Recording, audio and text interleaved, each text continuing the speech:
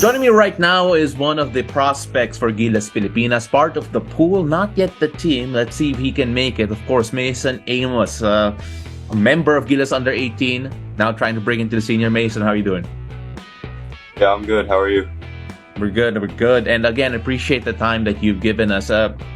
Obviously, being called up to the national team, even the training pool, has to be a big honor. A lot of expectations, nervousness. How did you feel when you first got that call up? I was shocked because it was a blessing. Like I've always, because I only played under 18, of course. I've always wanted to play in the men's team, and I didn't think it would happen this early. So it was a real shock to me. Well, obviously a real shock, and I could only imagine how the first training was like. I know only half the pool was actually there, but how did you feel during that practice? According to my sources, you shot the ball pretty well, from what I understand. But how did that whole experience feel like?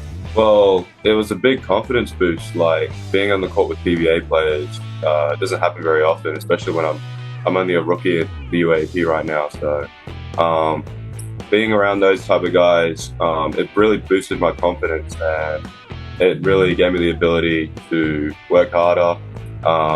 And my shot was falling that day, so it was a good experience all up. Looking at your history, looking at your career, you went from the Philippines back to Brisbane, back to the Philippines. It feels like you're used to moving. I don't know how you can deal with it as an 18-year-old.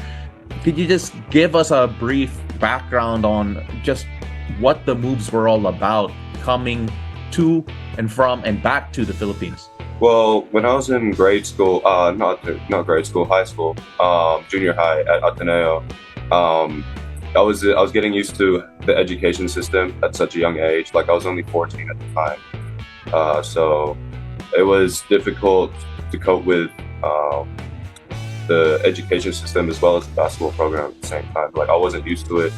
I had to adjust to the way of living here. It's different from Australia, so. But I'm more confident now, so I decided to come back because I want to play basketball here. It's always been my dream to play here. And yeah, that's really all that it was. There was more, like I felt like I could develop at an early age more in Australia and then move back when I'm ready to. Since you already mentioned the under 18s, I hope you don't mind we go dive deeper into that. Obviously, you had a great campaign individually, great numbers, top scorer of the entire team, according to FIBA's efficiency metrics, one of the best in the tournament. And when you take a look at your experience there, how would you rate it? And of course, what do you feel is your biggest learning from it? Well, being one of the leaders from that team, especially at an international level, it was different. The games played a lot different. The other teams, they're a lot taller than us. So it was a big push for me, actually.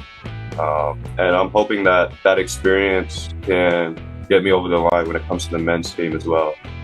Because I've already got some experience, but obviously I can learn from the older guys too, because they've been there and done that. So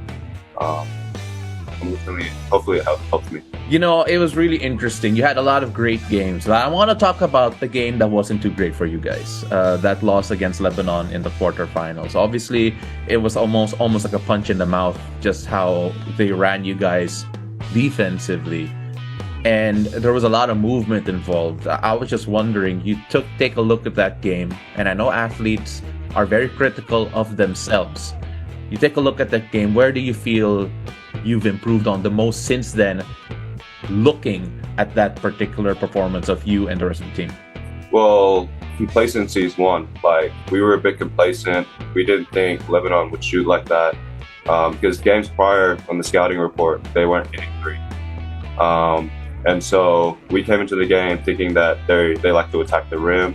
So really, in my opinion, is getting rid of complacency, staying humble, and defensively, we got to lock in because, like for me personally, I've been working on my defense because that's the area I feel like I need to improve on the most. And yeah, that's really what it was.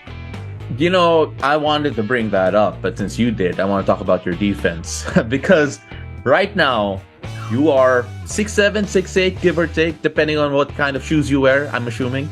And you take a look at your position and the way you played in FIBA, was a bit of a big man, a bit of a 5, a bit of a drop big, and now you're gonna try and dip your toes into on the international stage, wherein the guys your size are hyper athletic. How has that been mentally, making sure you're ready for that, even against some of the PBA guys that you're gonna go up against over in the trainings for Gilas Pilipinas? Well, it's good practice at the training the other day. I actually had to guard Brown Lee, so I was assigned to guard him, and it was a good start for me personally because I have to stop him from driving, I have to stop him from shooting. So it's good practice. But for me, like, guarding the perimeter is a goal of mine. I know I was a drop big in FIBA, but that's not really what I'm comfortable with. Because in Australia, I played 3. I wasn't a 4-man. And I had to play 5 because we didn't have that much height. So it's really just a matter of working on my lateral movements, all that type of stuff. You mentioned defense being your prime, at least one of the things that you want to work on the most. But then throughout this experience, this training camp with Gilas Pilipinas, and of course the upcoming qualifying window, what key part of your game and yourself personally as a player do you feel that would develop the most throughout this experience? Personally, I think IQ-wise, I'll grow more because there's great coaches. You're surrounded by great players, so they'll make you better too. So I think IQ-wise, my decision-making will be better. How I play the game will be a lot more smooth. And really, like, just improving a whole lot as a player in general. I know I've got shooting there, so that's something I always work on because that's where I find my strength is shooting. So really just, like you said, like improving on everything about my game. Well, for those wondering if he really is a good shooter, around 40%, I believe, from beyond the arc in FIBA. I think it was 44, yeah. Yeah, you see, he memorizes it, so he's arrogant. I like it. Mason, again, congratulations on the call-up. Congratulations on the opportunity in front of you. Hopefully, you can make the most of it. And I look forward to hearing more stories about you trying to check Justin Brownlee because he's a monster.